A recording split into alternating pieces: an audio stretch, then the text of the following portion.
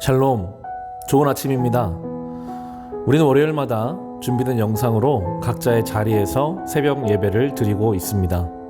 그리고 매주 월요일은 우리 교회가 동역하고 있는 선교지 그리고 목회 현장에서 선교사님들과 목사님들께 설교 말씀을 부탁드려서 설교 말씀을 함께 듣고 기도의 제목을 나누고 있습니다.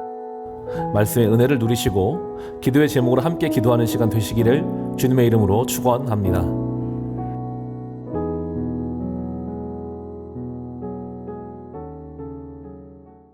안녕하세요. 빛과 소금 교회 성도님들, 차대에서 사역하고 있는 서광 선교사입니다. 오늘 새벽 하나님의 말씀을 통해 여러분과 은혜를 나누고자 합니다. 오늘 말씀은 마태복음 28장 16절에서 20절 말씀입니다. 신약성경 마태복음 28장 16절에서 마지막 20절 말씀입니다. 제가 읽겠습니다. 11 제자가 갈릴리로 가서 예수께서 일러주신 산에 이르렀다.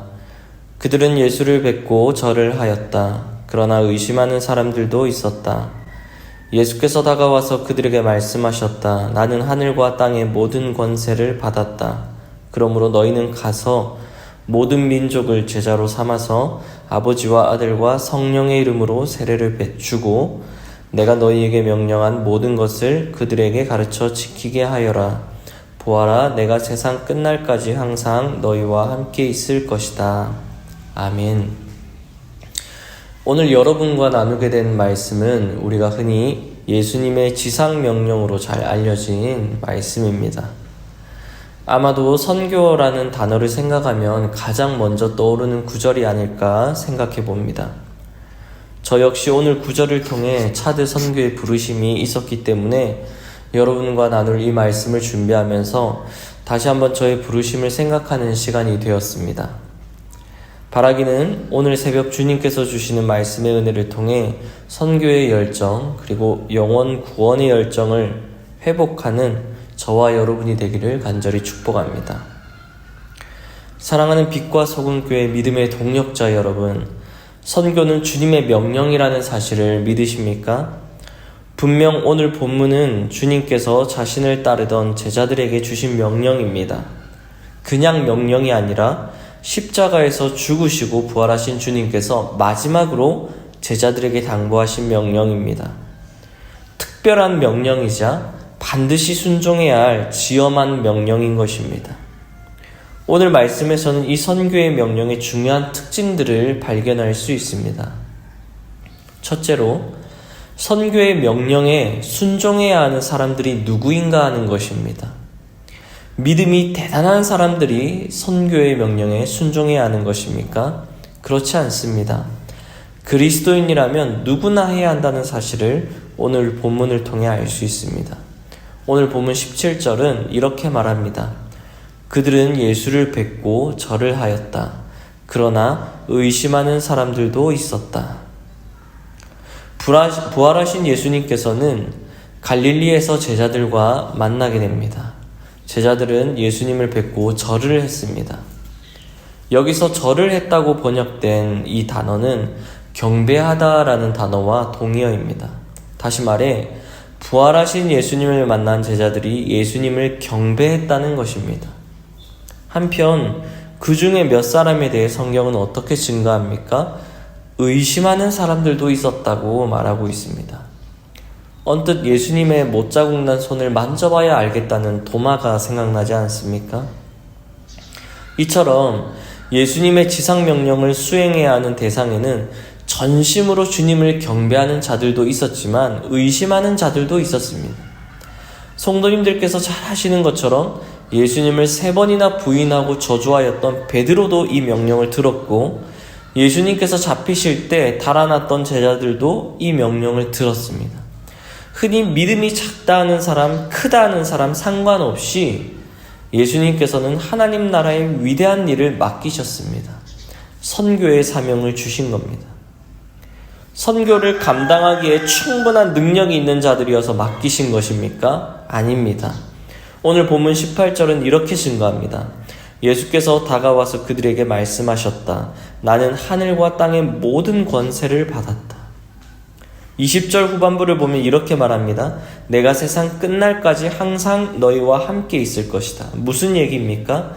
믿음이 연약한 자나 견고한 자나 선교의 사명을 감당할 수 있는 이유는 사람을 살리고 변화시키고 구원하는 이 일을 사람의 능력이 아니라 하늘과 땅의 모든 권세를 가지신 예수 그리스도의 능력으로 하는 일이기 때문입니다. 그런 권세를 가지신 주님께서 세상 끝날까지 항상 우리와 함께 하시기 때문에 선교의 위대한 사명을 감당할 수 있는 것입니다.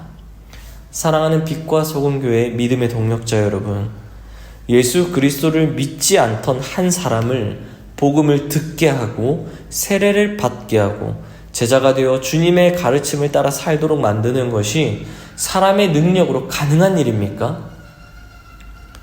이것이 사람의 능력으로 하는 것이라면 저는 정말 무능력한 사람일 것입니다. 저에게는 그럴 능력이 없습니다.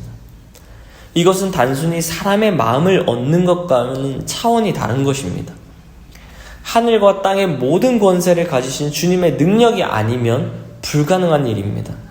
그러므로 선교는 어떤 특별한 사람들, 믿음이 대단한 사람들만의 전유물이 아닌 것입니다. 우리가 그리스도인이라면 마땅히 해야 하는 일이고 반드시 수행해야 할 명령입니다. 누구나 해야 하는 일이기 때문에 쉬운 일이라고 생각해서도 안 됩니다. 선교는 주님의 능력으로만이 감당할 수 있는 일이고 우리가 할 수 있는 일은 그런 주님을 신뢰하고 모든 주권을 주님께 맡기는 것입니다. 이것이 주님의 명령에 임하는 저와 여러분의 자세가 되어야 하는 것입니다. 둘째로 살펴볼 수 있는 선교의 중요한 특징은 오늘 본문은 또한 선교의 대상이 누구인가를 분명히 말해주고 있다는 것입니다. 19절 앞부분을 보면 그러므로 너희는 가서 모든 민족을 제자로 삼아서라고 말하고 있습니다. 선교의 대상은 모든 민족입니다. 어디인지는 중요하지 않습니다. 다만 모든 민족을 대상으로 하는 것이고 복음을 듣지 못한 민족이 있다면 그 사람들이 목표인 것입니다. 이런 민족들은 오늘날 우리 곁에도 이미 와 있습니다. 꼭 여권을 들고 나가야 선교가 가능한 것이 아닙니다. 물론 세계 구석구석에 여러 민족들이 있습니다. 어디든 좋습니다. 그러나 우리는 이런 사람들에게 나아가야 하는 것입니다. 복음을 듣지 못한 예수님을 믿지 않는 사람들에게로 나아가야 하는 것입니다. 문제는 우리가 가지 않는다는 것입니다. 죽어도 가지 않는다는 것입니다. 예수 믿지 않는 자들이 버젓이 옆에 있는데도 우리가 가지 않는다는 것입니다. 예수를 믿지 않는 여러 민족들이 이제는 우리나라에 들어와서 살고 있는데도 그들에게 가지 않는다는 것입니다. 마태복음 5장 46절과 47절을 보면 예수님께서는 우리의 이런 자세를 너무나 잘 알고 계시는 것 같습니다. 이렇게 말하고 있습니다. 너희를 사랑하는 사람만 너희가 사랑하면 무슨 상을 받겠느냐? 세리도 그만큼은 하지 않느냐? 또 너희가 너희 형제 자매들에게만 인사를 하면서 지내면 남보다 나을 것이 무엇이냐? 이방 사람들도 그만큼은 하지 않느냐? 사랑하는 믿음의 동력자 여러분, 우리를 사랑하는 사람들만, 우리들의 형제 자매들에게만 다가가는 삶에서 우리는 더 나아가야 합니다. 그 다가가는 한 걸음을 내딛는다면 영원 구원의 열정이 반드시 살아날 것이라고 믿습니다. 간절함이 생길 것입니다. 뜨겁게 그들을 위해 기도하게 될 것입니다. 그들을 향해 한 걸음 한 걸음 갈 수 있도록 우리는 기도해야 합니다. 그것이 선교의 시작입니다. 사랑하는 성도님들, 말씀을 정리합니다. 그리스도인이라면 누구나 선교의 명령에 순종해야 한다는 사실을 기억하시기 바랍니다. 우리의 능력은 선교를 주저할 이유가 되지 않습니다. 왜냐하면 하늘과 땅의 모든 권세를 가지신 예수 그리스도의 능력으로 선교하는 것이기 때문에 우리가 무능력하다고, 우리는 자격이 없다고, 우리는 믿음이 대단하지 않다고 그렇게 말해서는 안 되는 것이죠. 그것이 핑계가 될 수 없습니다. 왜냐하면 예수 그리스도의 능력으로 선교하는 것이기 때문에 우리 주님의 능력은 결코 부족하지 않습니다. 또한 우리의 선교의 대상은 모든 민족입니다. 예수를 믿지 않는 모든 민족입니다. 예수를 믿지 않는 사람들입니다. 우리는 그들에게 나아가야 합니다. 명령을 수행하는 그 시작은 매우 단순합니다. 그들에게 한 걸음 내디디며 나아가는 것입니다. 오늘 새벽 주님의 명령을 다시 한번 우리의 마음에 새기며 삶의 자리에서 순종하며 나아가시길 축복합니다.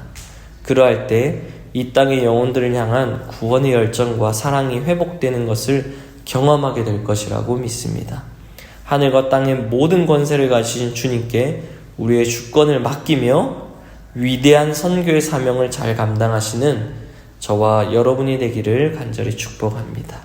지금은 저희 가정과 사역을 위한 몇 가지 기도 제목을 나누고자 합니다. 저희 가정은 차드의 미전도 종족 선교의 필요를 느끼며 기도하다가 카넨부라는 종족을 품게 되었습니다. 그리고 이번 6월부터 카넨부가 있는 마사콜이라는 지방으로 이사를 왔고 정착 중에 있습니다. 카넨 종족은 99% 이상 대다수가 무슬림인 미전도 종족으로 사하라 사막에 거주하고 있습니다. 이사를 오면서 사하라 사막의 열악한 환경에 적응하며 사는 것이 쉽지 않았습니다. 우기이지만 비가 거의 오지 않는 사막입니다. 창을 닫으면 더워서 자지 못하고 창문을 열면 사막에 모래가 날려와서 잠을 못 자는 그런 상황 속에서 하나님께서 주시는 하루하루의 은혜로 이것을 이기면서 살아가고 있습니다. 먼저 첫 번째로 기도 부탁드리는 것은 우리 두 자녀를 위해 기도를 부탁드립니다. 이제 3살인 하성이와 1살인 하민이가 건강하게 자라며 이곳 현지 아이들과 재미있는 시간들을 보내도록 이 차들을 사랑하는 아이들이 될 수 있도록 기도해 주시고, 더불어 저희 선교사 가정의 영과 육이 건강할 수 있도록 기도 부탁드립니다. 두 번째로 지난 며칠간 마사꼬리 지역을 정탐하다가 하나님의 인도하신 가운데 한 마을을 방문하게 되었습니다. 이 마을 사람들의 환대를 경험하고 아내 이은비 선교사의 작은 기도가 마을 사람들과의 만남 가운데 응답된 것을 계기로 저희 부부는 이 마을을 함께 품게 되었습니다. 이 마을 사람들이 모두 카넨부라는 사실을 알게 되면서 하나님의 인도하심에 또한 감사했습니다. 앞으로 계속 이 마을에 방문하며 사람들과 만나면서 카넨부 언어를 배우며 친구가 되려고 합니다. 무슬림 사역의 전문성이 많이 부족한 저희이지만 지혜를 주시도록, 그리고 마을 주민들과 좋은 관계를 맺을 수 있도록, 그리고 카넨부 언어를 잘 습득할 수 있도록 기도 부탁드립니다. 마지막으로 3번째로 현재 저희가 살고 있는 이 마사코리 집 주변 이웃들을 방문하게 되면서 알게 된 무슬림 형제들이 있습니다. 압델 케림, 아하맛 이 형제, 그리고 그들의 아버지인 아둠, 이 가정과 더 친밀한 관계를 맺어가게 하시고, 또 한 가정, 다른 무슬림 가정에 이브라임 형제 가정이 있는데요. 그 가정과 친밀한 관계를 맺을 수 있도록 기도 부탁드립니다. 특별히 무슬림 문화를 배우고 그들의 생각을 배울 수 있는 시간이 될 수 있도록 그들과의 교제 가운데 이러한 것들을 잘 습득할 수 있도록 기도 부탁드립니다. 또한 그들은 이제 제가 선교사라는 것을 알 텐데 저의 삶과 인격이 예수님을 닮게 하시고 성령께서 그들의 마음을 조금씩 열어주시도록 기도 부탁드립니다. 제가 기도하겠습니다. 사랑의 주님, 감사합니다. 하늘과 땅의 모든 권세를 가지신 우리 주님, 그 주님께서 우리에게 선교의 위대한 사명을 맡기시고 그 일을 감당케 하시니 감사합니다. 하나님 아버지, 우리의 능력이 부족해서 선교를 못하고 주저하는 것이 아님을 깨닫게 됩니다. 하나님 아버지의 능력으로만이 우리가 이 선교의 사명을 감당할 수 있음을 다시 한번 깨닫게 됩니다. 하나님 아버지, 믿음으로 선포합니다. 주의 능력은 끝이 없고 부족하지 않음을 믿음으로 선포합니다. 그러므로 하나님 아버지, 우리의 이 선교의 사명 가운데 감당할 때에 주님 아버지의 역사를 경험하게 하시고 주님을 알지 못하는, 믿지 않는 여러 사람들이, 여러 종족들이 주님께로 돌아오는 그 일을 경험하게 하여 주시옵소서. 사랑하는 빛과 소금 교회 성도들의 삶을 지켜주시옵소서. 그 가정을 지켜주시고 그들의 사역 가운데 주의 은혜를 경험하게 하여 주시옵소서. 하나님 아버지, 이 어려운 시대 가운데 주의 교회를 세우심에 감사합니다. 이 시대 가운데 주의 교회를 세우심은 또한 능히 감당할 수 있는 능력 또한 주심을 믿습니다. 하나님 아버지, 이 시대의 빛과 소금으로 살아갈 수 있는 성도들, 교회가 될 수 있도록 인도하여 주시옵소서. 감사드리며 살아계신 예수님의 이름으로 기도했습니다. 아멘.